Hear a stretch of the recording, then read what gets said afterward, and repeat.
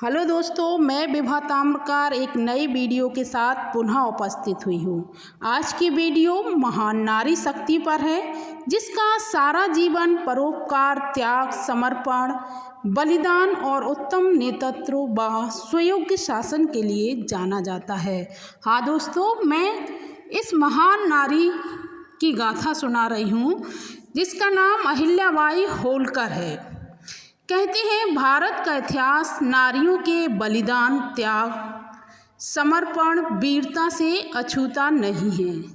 इन्हीं में से एक महान नारी अहिल्याबाई होलकर, जिनका जन्म 31 मई 1725 ईस्वी में महाराष्ट्र राज्य के अहमदनगर जिला चौड़ी गांव में हुआ था।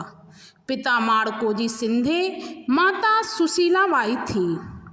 जिस समय महिलाओं को घर से बाहर निकलने की अनुमति नहीं थी, पिता ने अहिल्याबाई को पढ़ना लिखना सिखाया।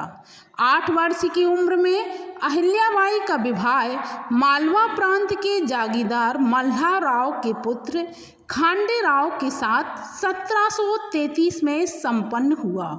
8 वर्ष की अहिल्याबाई अब अहिल्याबाई होलकर परिवार की पुत्र वधू कहलाई। कहते हैं कि मल्हारराव होलकर अपने पुत्र के लिए सुयोग्य बहू की तलाश में थे और अहिल्याबाई में उन्हें वे सारे गुण दिखे जिनकी तलाश वो कर रहे थे।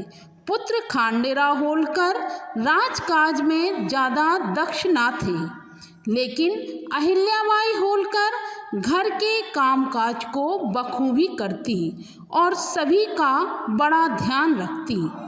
थोड़े ही दिन में होलकर परिवार की प्रिय बन गईं और अपने ससुर मल्हारराव के साथ राजकाज का काम भी देखने लगीं। ससुर भी अहिल्याबाई की कर्तव्यनिष्ठा व धर्मपरायणता को देखकर बड़े प्रसन्न हुआ करते थे।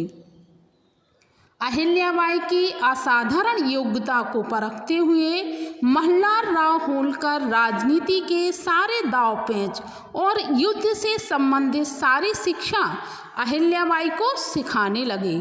ससुर की अनुपस्थिति में वह प्रजा के सारे कामकाज देखती और उनकी बातें सुनती। देखते ही देखते अहिल्याबाई प्रजा की प्रिय बन गईं और अपने निष्पक्ष न्याय, दूरदर्शिता के लिए प्रसिद्ध हो गईं। किंतु 1754 में कुबेर की लड़ाई में पति की मृत्यु हो गई। अहिल्याबाई होलकर व ससुर मल्हारराव होलकर पर दुख का पहाड़ टूट पड़ा। अहिल्याबाई सती होना चाहती थी, परंतु ससुर ने समझाया और सती प्रथा का खंडन किया, परंतु विधाता को ये भी मंजूर न था। 1766 में ससुर मल्हारराव की भी मृत्यु हो गई। अहिल्याबाई ने बड़ी सूझबूझ से काम लिया और अपने पुत्र मालेराव को इंदौर की गद्दी पर बिठाला। पुत्र भी ज़्यादा समय राज का कार्यभार ना देख सका। बीमारी के चलते उसका भी निधन हो गया। अहिल्याबाई ने इस चोट को भी बड़ी दृढ़ता से सहन किया और राज्य का कार्यभार अपने हाथों में ले लिया। इंदौर से कई यादें जुड़ी होने के कारण उन्होंने अपनी राजधानी नर्मदा नदी के तट पर महेश्वर में स्थित की। अहिल्याबाई की हिम्मत ही उन्हें आकर्षित बनाती थी। एक कस्बे को उन्होंने सुंदर शहर में बदल दिया। मानो शिव भक्तिनी अहिल्या ने नर्मदा को गंगामय कर दिया।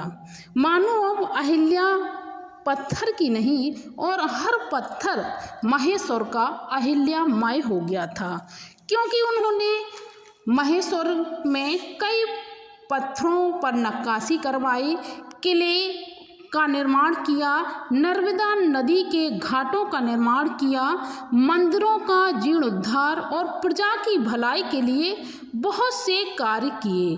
भारत की पवित्र नदियों में से नर्मदा नदी का महत्व और गौरव की गाथा हमारे धार्मिक साहित्यों में भी वर्णित है। अनेक तीर्थ नर्मदा नदी के तट पर स्थित हैं। माता अहिल्याबाई होलकर ने भी नर्मदा का जलपान किया और वहाँ का जलपान करके अपने आप को धन और कृतज्ञ किया।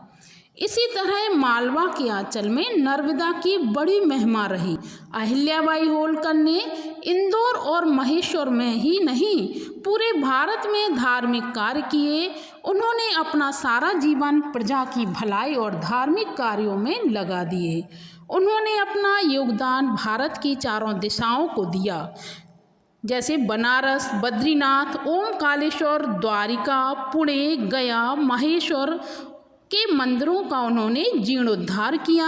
एक महान राजमाता होने का गौरव उन्हें ऐसे ही प्राप्त नहीं हुआ था। उनका पूरा जीवन संघर्ष, परोपकार, प्रजा की भलाई, युद्धों से मालवा प्रांत की रक्षा करने में निकल गया था। उन्होंने युद्ध के लिए महिलाओं की सेना तैयार की थी। पेशवा ने इन्हें युद्ध की चुनौती दी। पेशवा ने सोचा कि असहाय नारी अकेली है, यह युद्ध क्या कर पाएगी, इसकी सारी संपत्ति हमारी हो जाएगी। पर अहिल्याबाई होलकर ने बुद्धिमानी से काम लिया और मंत्री को चिट्ठी लेकर पेशवा के पास भेजा और उसमें लिखा कि युद्ध के लिए हमारी नारी सेना तैयार है। अगर आप हमसे युद्ध जीत भी जाएंगे तो औरतों और नारियों से युद्ध जीत कर भी आपकी कोई इज्जत और सम्मान नहीं करेगा, और अगर हमसे युद्ध हार गए तो नारियों से और महिलाओं से हारने में आपकी और भी बेइज्जती हो जाएगी। तो पेशवा ने जैसा समझा था, अहिल्या